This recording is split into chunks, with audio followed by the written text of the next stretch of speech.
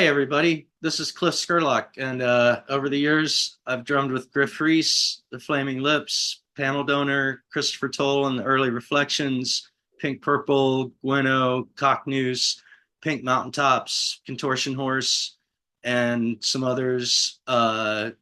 Today we're talking about Drum Corps, who I've also played with. Where are you?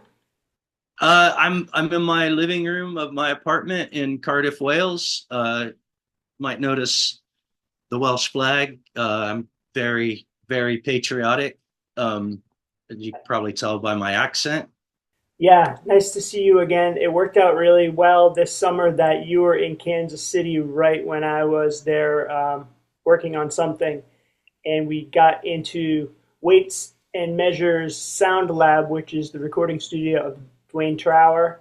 Great Dwayne Trower. One of the best sounding tracks on the record. His recording is just so good. Yeah, again, I live in an apartment, so I couldn't just record drums here. And I was going to be there the same time you were, and you were going to be in the studio working on stuff. And you said, just come in for a bit. It's like, oh man, I get to record with Dwayne. This is going to sound amazing. A couple different times when I lived there and had to hire a sound guy for someone, Dwayne was the guy. Like, one time Deerhoof came to Lawrence to open up for the Lips, and I had to get him a sound guy, and Dwayne was, my first call, and luckily he did it. He's been wiring boards and running sound since the Outhouse, 80s. Yeah. Well, and then actually it was my first time in his studio and just looking at the gear like, what the hell is this? And I've never seen this before. And it's like, because he made all of it himself. And it's just like, Mad scientist. In his spare time, he's like wiring circuitry and building some crazy thing or assembling a microphone. Or thank you so much for drumming on this record, though. I'm psyched for it to come out. oh, thanks for having me. No, I'm psyched for it to come out too. I can't wait to hear it. Just like everybody on it is, just amazing. And the whole concept is amazing. And yeah, everything about it, I just think is great. And so I'm, honestly, I'm honored that you thought of me to be a part of this great thing with all these amazing musicians. It seemed like a no-brainer to me that I should definitely ask Kliph. Um, Well, I appreciate it. you were in my first list, but I can't believe the drummers who have also stepped up kind of once the word got out about this. We got Matt Chamberlain, who drummed with everyone. He played with Bowie. He was in the SNL band on Pearl Jam's first record. Long-term drummer with Tori Amos. We've got Erik Yeah, it's Eldenius, who is with Billy Idol, total badass. Matthias Bossi drummed on a number of tracks, just sometimes only percussion, sometimes marching snare, and did a piece with Kellii Scott from Failure. Jason Gerken, of course. our Kansas City homie, and one of the best to ever pick up a pair of sticks. Amazing drum brain. Chris Yeah, Enriquez from Spotlights, who's just completely a sweetheart and a badass drummer. And then Greg Saunier from Deerhoof, who I know you're close with. yeah, very dear friend, and also yeah, just musically giant hero. A personal hero as well. Like I love how he's not afraid to use his voice to tell it like it is. He's just so articulate in these compressing these big thoughts into like three sentences that you can read on Instagram or whatever. He's one of the artists I really admire for stepping up during this crazy time of autocracy and speaking out and sort of holding the line and you know representing Right. some consensus reality of ethics and morality where it's like everything is becoming this weird smear of like AI and fake news and all these heinous things aren't happening and it's just weird times. Very weird. I have some relatives that are very yeah, very ensconced into the right wing media angertainment sphere, and to try to talk to them about what's actually happening is impossible because yeah, they're so wrapped up in this thing where they've been trained that everybody else is lying, only get your information from us. And so if they don't talk about it, uh, their viewers have no idea that it's happening. I hate to say it because I hate these people with a passion, but fucking Roger Ailes and Rupert Murdoch are really smart. Oh, as far as like controlling the narrative and this whole like propaganda machine that's been turned on, yeah, they're pretty expert at it. Project 2025 has accomplished 47% of their agenda already in 8 months. And if you're, again, if you're hooked into that right wing angertainment media sphere, you don't know that Project 2025 exists. I've tried to get my dad like 8 times. It's like, just read Project 2025. It's online. It's direct. It's what they wrote. Um, and then you look at who wrote what and what position they have in the current regime, and you could probably put some pieces together. And he's like, "Oh well, Trump said that he didn't know anything about it, so oh, Yeah, okay." that is the situation we're in. Or it's just like that's fake news or it's AI. I've heard that from some boomers as well. It's the midterm elections are happening here in the United States soon. Not soon enough. It really might be our last chance to have any chance to defend against this. If the midterms get hacked or distorted with all the things that they're doing, gerrymandering and hacking voting machines apparently has been documented, and stuffing ballot boxes has been documented, and all kinds of cheating and lying, which is the only way these unpopular ideas can win. Right. Well, plus I think that, you know, sending in the fucking occupying DC and threatening to occupy, occupying LA and threatening to occupy Chicago, like I think these are test runs for the next election. Like, yeah, we're gonna turn all these fucking armed shitheads loose in the fucking blue areas, and you know, intimidation and suppression. And There is some decent pushback with the mayor of Chicago has been great. Philadelphia has basically announced they won't allow unmasked officers and they'll be arrested.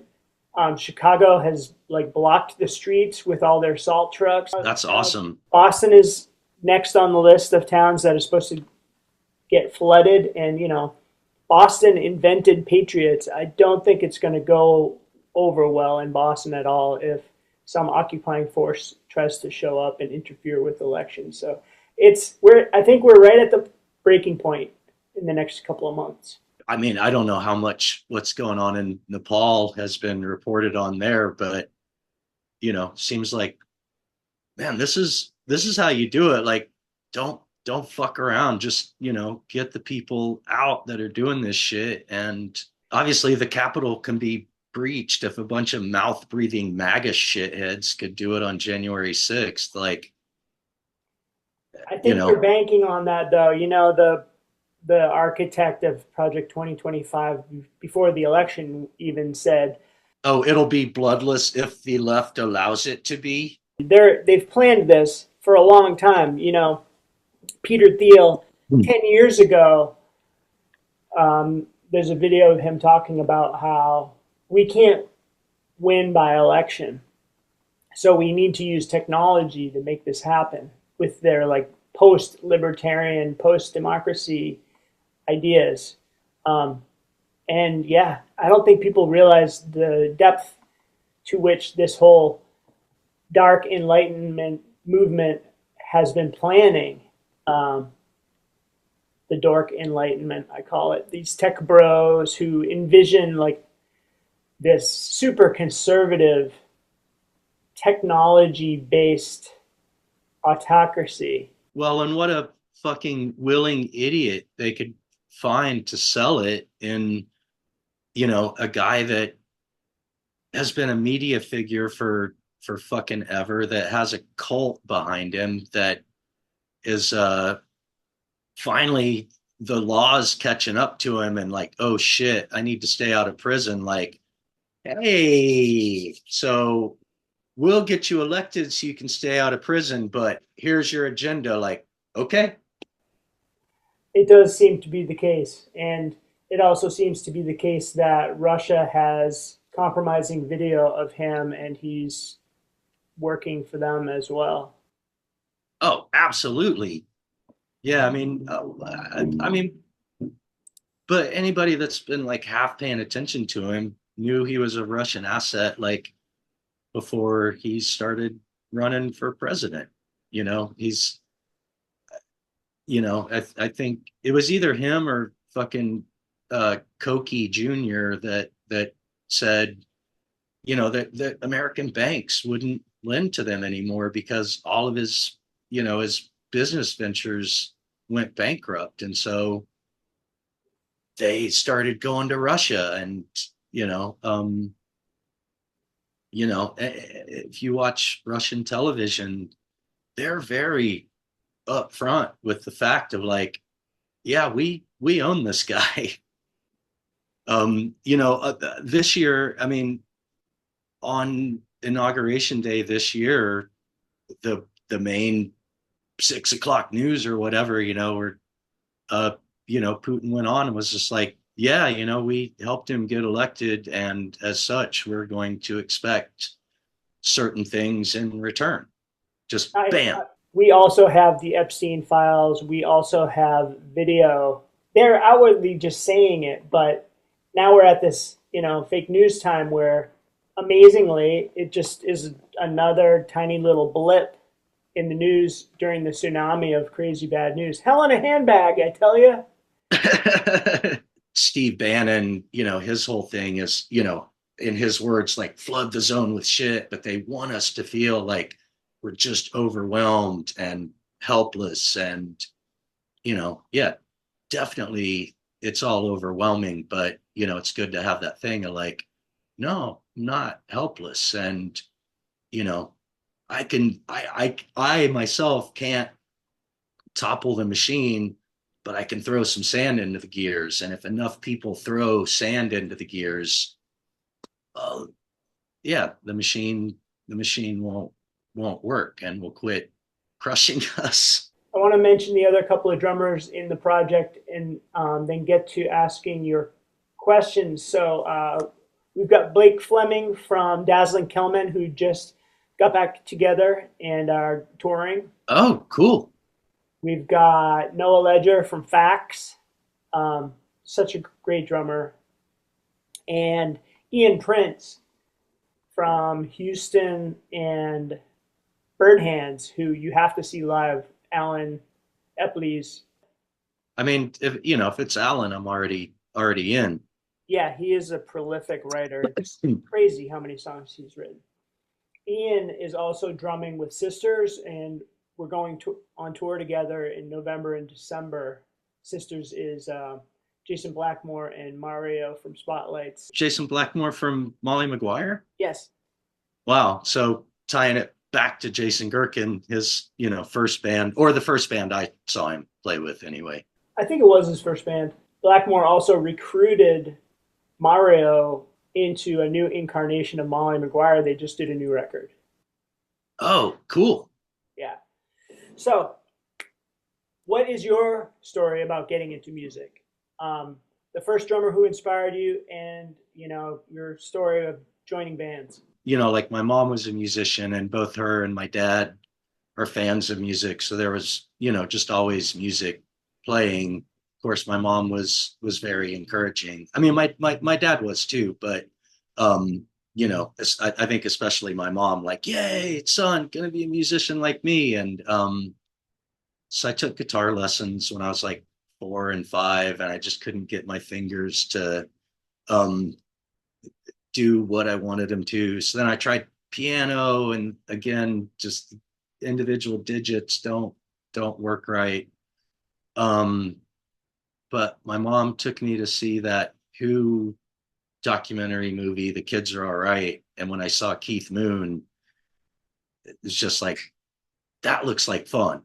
And maybe I could do that, because that's whole limbs and not just digits. And yeah, so that was the spark to get me to play drums. I mean, I was already really into Led Zeppelin and Black Sabbath and Grand Funk Railroad, who all three had, amazing drummers. And so I was already like starting to focus on drums in records. But yeah, after like actually seeing Keith Moon, it's like, that's what I want to be when I grow up. And still trying.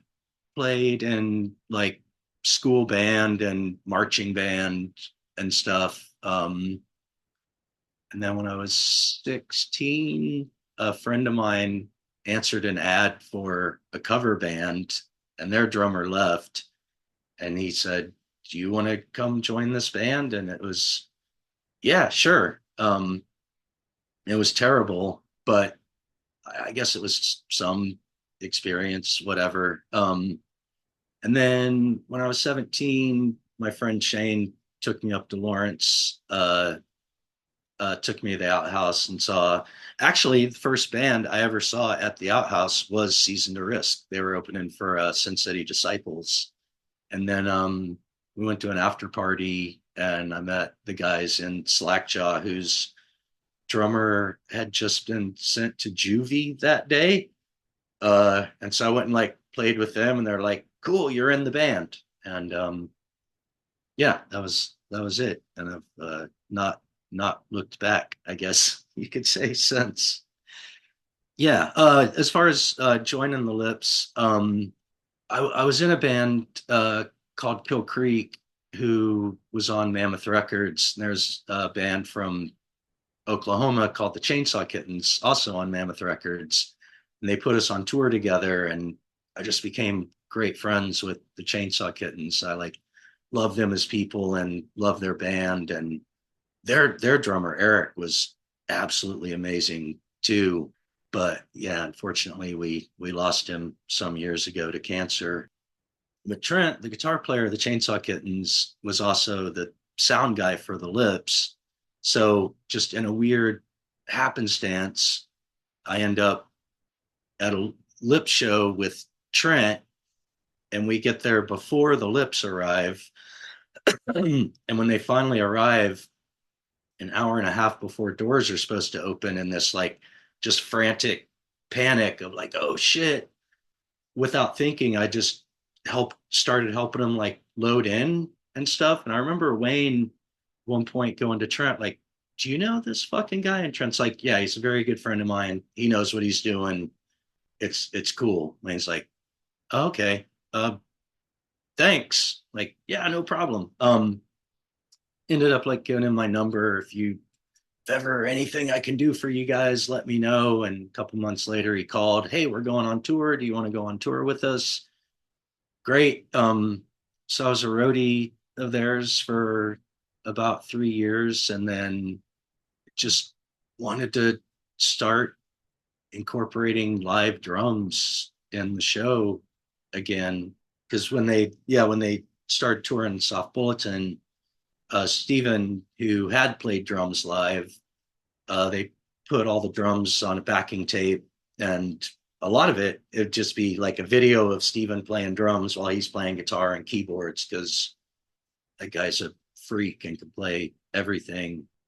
And I think it was just because I was there and played drums and they wanted a drummer, that I ended up getting the job.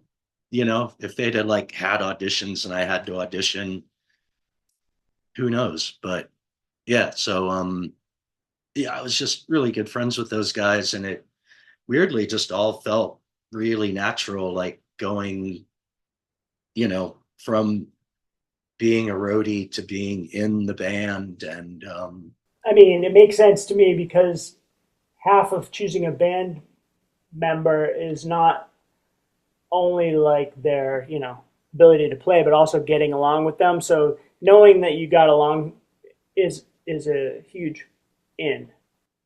yeah, and I think the fact that, I could drive for like 12 hours straight was also a bonus, because, we did a lot of driving in those days. I was a fan of noise rock back in the 80s and saw the Flaming Lips in a tiny room in Boston called Ground Zero.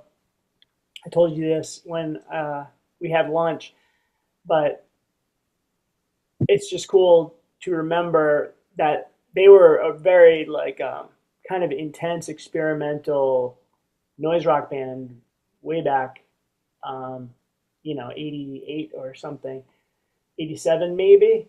And even though the room was tiny, they brought like airport strobe lights, a wall of giant strobes, and put it behind the drums so it filled the entire back of the room. And then they made a circle of uh, oscilloscopes with the visible waveform, and then they filled the room with fog, so that so much fog you couldn't even see your hand in front of your face unless the strobe was going, and turn Right. the lights off. So it was just white light, blasting white light while they played, and I was like, I had the record, but I was like, oh my god, this live. It was the only live experience that was anywhere close to Butthole Surfers live show. That's an amazing story. What bands have you more recently been playing live with? I mean, most recently it's just been mostly Gruff Rhys, who I started playing with. Well, I played with him some when I was still in the Lips. He's was in this band Super Furry Animals. It's like one of my favorite bands of all time, and he's one of my favorite songwriters of all time, and one of my favorite people of all time. Just over the years have become really good friends with him, and we played here and there, and it just so happened, like after I got booted from the Lips, a couple months later, he had a tour coming up over here, um, promoting a record which I'd actually played on a good chunk of, and his drummer pulled out like a week before the tour. I can't remember the reason, but Griff emailed me like, I know it's last minute, but do you want to do this tour? It's come over and spend the summer in Wales. And I'm like, fuck yeah. Um, but yeah, we're the Griff band is on hiatus for probably a couple of years. He's got a project coming up that I'm not at liberty to speak about, but is is cool. Um, so yeah, I don't know. I'm looking for what's next, or something for at least a couple of years.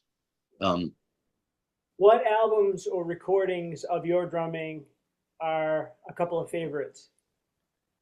um, well, there's a couple of Griff records ago, an album called Seeking New Gods that I really like. And it's not because I think I do anything amazing on it. It's just that we had been touring, and just Griff had some songs and some bits of songs, and we were working up these songs during sound checks, and um, went into a studio in Joshua Tree at the end of the tour and recorded all those songs. And it just, just, yeah, we were just so tight and locked in as a band that, and then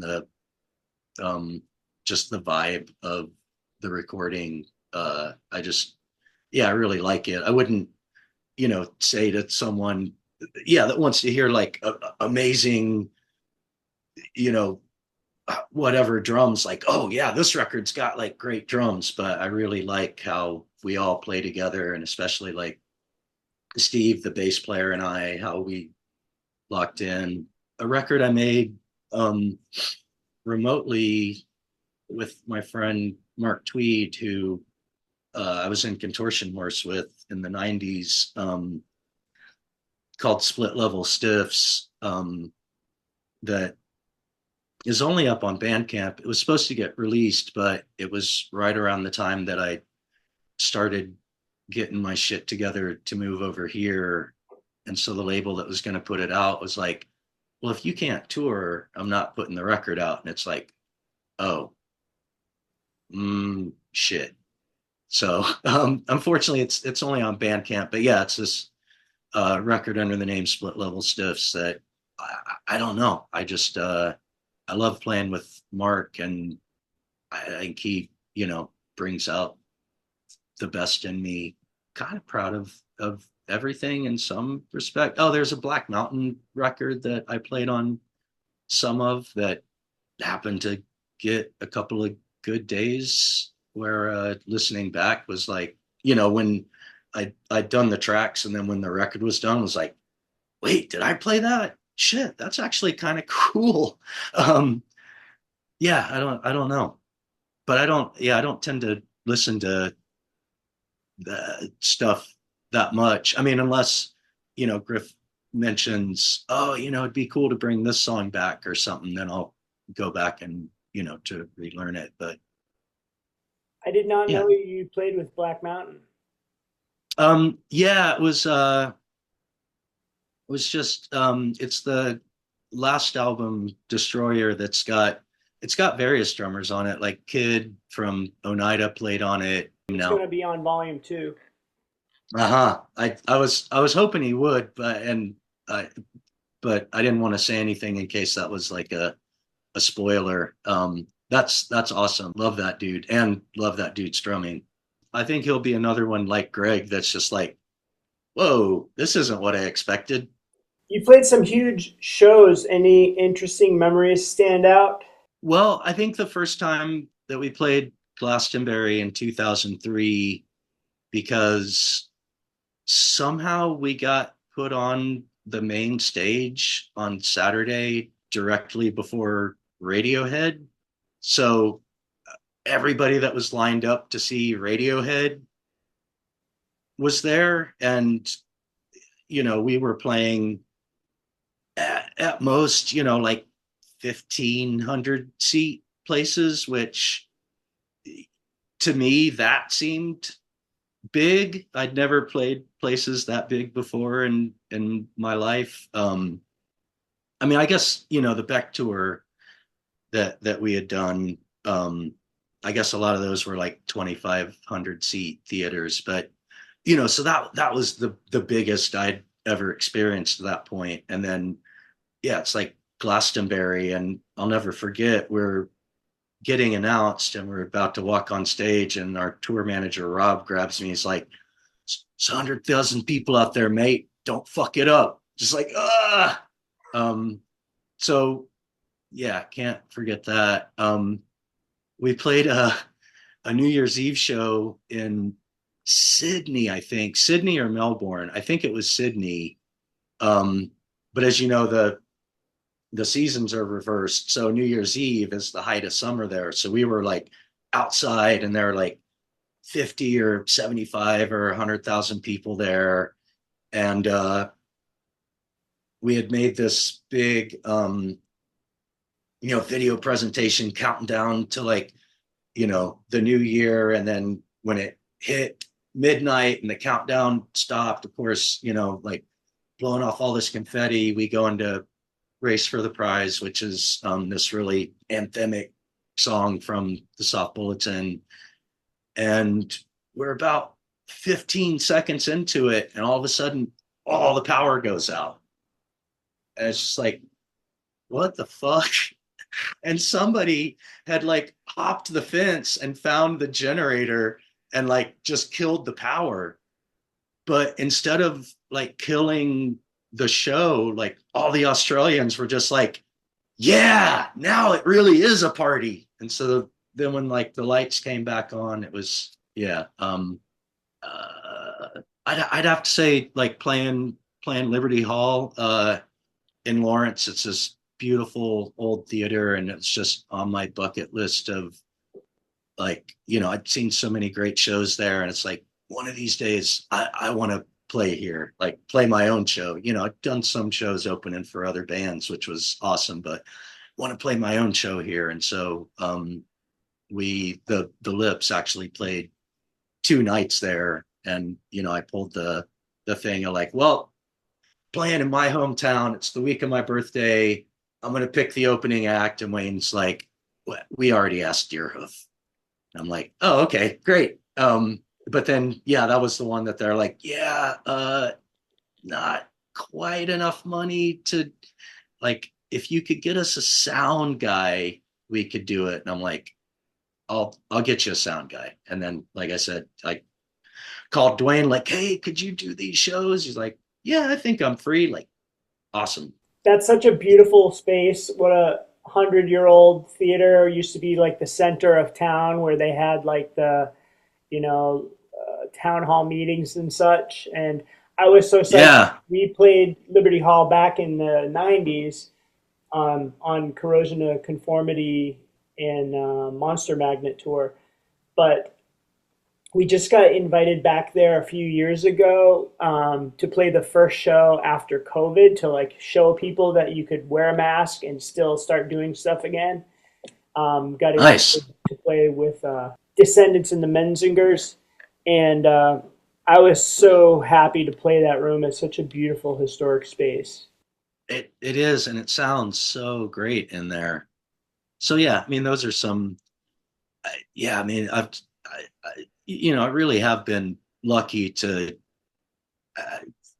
just be involved in and part of like just some really, really cool shit. So I could probably go on forever because, yeah, as I'm thinking of these, as I start listing these things, I think of more like, oh, then there's the time we played Madison Square Garden. Like, wow, we actually played there. And I wish I got a chance to see you play some of those giant spaces because the show is such a multimedia presentation. What I've seen on video is really, really beautiful, joyful experience. What is your favorite band or album lately? the newest Deerhoof record, Noble and Godlike in Ruin, I still just can't get enough of that record. And I mean, and Deerhoof's been my favorite band for a number of years. So to anybody that knows me, it's not shocking that I would love their new record, but I really think they went someplace different with this one. And it just really feels like a record of the moment, even though the record had been completely finished before the election happened. It just musically just sounds like today, and lyrically, like it's just it's a protest record. There's like anger in there, but there's still a lot of joy as well. And just the songwriting is phenomenal, the playing is phenomenal, the whole. So that's probably the biggest one. But I don't know, there's a lot of really cool music happening in Wales. I mean, which is what kind of drew me here. There's a band called Adwife that put out a record this year called Solus that's just fucking mind blowing. My friend Gareth, who records under the name Gentle Good, put out a record called Eland, which is just, yeah, just stunningly gorgeous. This band called Peace Melon that I really like. Any favorite podcasts or video channels? Um, yeah, I mean, I really like Cocaine and Rhinestones. I don't know if you've ever heard that. It's David Allan Coe's son, and he does like a deep dive into country music, but like he does painstaking research. Yeah, I'm anxiously awaiting the third season. um, there's a podcast called Working Class History that I like a lot. That yeah, delves into just more human stories of resistance, like ones where they interviewed people, you know, American troops that got sent over to Vietnam that weren't into the war, but, you know, were forced to go there, and talk to them about how they would, you know, sabotage things to avoid, you know, fewer people died thanks to them. And so that's, yeah, that's a really great podcast, especially for right now with all the fucking shit going on. I like to think And that there's some quiet behind the scenes ninja resistance happening, like what you just described.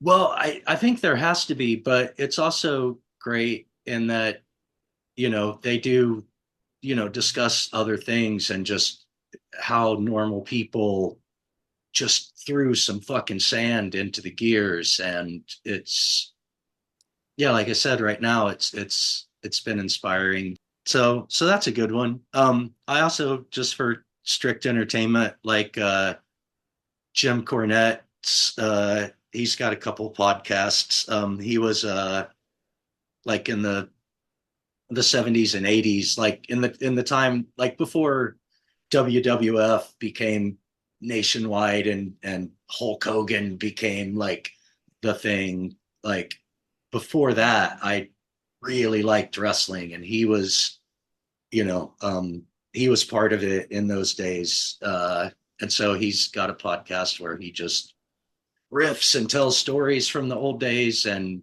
he's just endlessly entertaining. Where should people go online to find your stuff?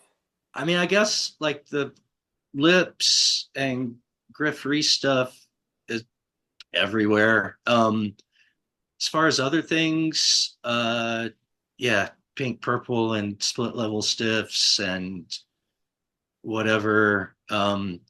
Those are all up on Bandcamp. The Pink Purple, because it got released, I think is on other streaming services, not Spotify or Amazon, but, you know, Tidal and Qobuz and Apple.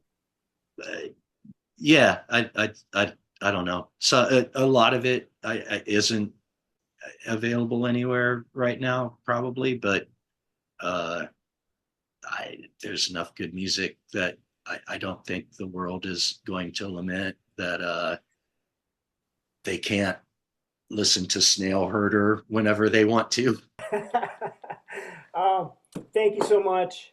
Gotta go. Thank you. Hey, can I ask you a question before we go? Yeah. So I saw uh, a poster, I mean, a digital poster on social media for the tour you guys are doing, and it was using the In a Perfect World artwork. Is that getting reissued?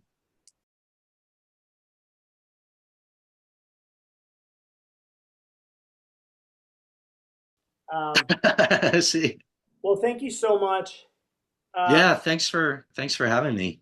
yeah, and you can find some Drum Corps stuff also on Bandcamp. We released a track for No Kings, and No Kings 2 is happening October 18th.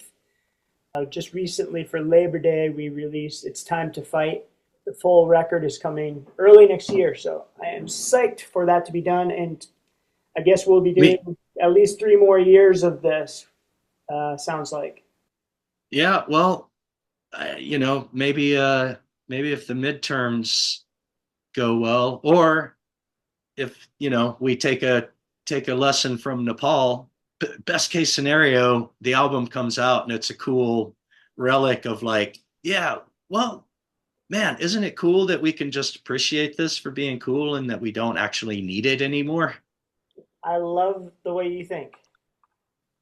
You have to, that's another thing is they really want to kill our joy and kill our optimism, and they want us to feel powerless. And I just, yeah, the stuff they're doing is so maddening because it's just so cruel for the sake of being cruel. And it's so, this fucking eugenic Nazi fucking bullshit that they're pulling out. That's just like, God damn it. I thought we got rid of that shit like 50 years before my parents met. And like, now this is what's governing my country. Like, but it's at the same time, it's like the worst thing you can do to them is keep your sense of humor, like keep your joy. Like, I've had some people like, well, I don't even know if I should make music or make art right now. And it's like, no, absolutely. We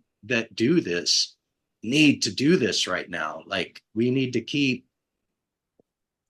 all the good juju to fight the bad juju or whatever. But most importantly, I mean, the one thing that Trump most can't stand is people like poking fun at him, like pointing out like how fucking goofy he is, and not taking him seriously. Like that's so yeah. So I think it's, important for them not to squash our joy and not to squash our optimism and not to squash our art. Amen. 100% agree.